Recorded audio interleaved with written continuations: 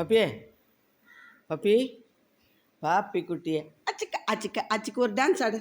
ஒரு டான்ஸ் ஒன்று ஆடுடி. அணுப்பட்டு ஒரு டான்ஸ் ஆடுங்கடி. இன்னடி வெயில் தாங்க முடியலையா?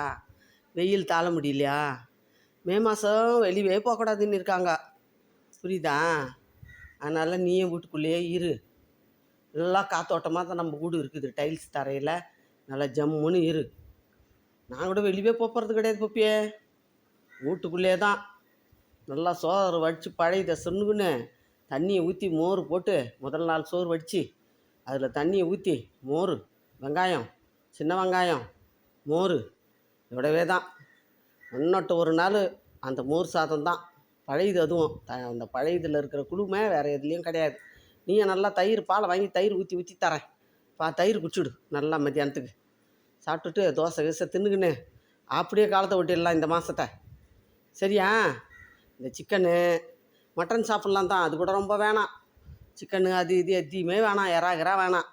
கவலை மீன் வந்ததுன்னா ஒரு 100 ரூபாய்க்கு கவலை மீனை வாங்கி நல்லா சின்ன வெங்காயம்லாம் போட்டு ஒரு குழம்பு வச்சா அதை தின்னுக்கலாம். மற்றபடி ஹெவியான சாப்பாடே சாப்பிடக்கூடாது, புரியுதா உனக்கு?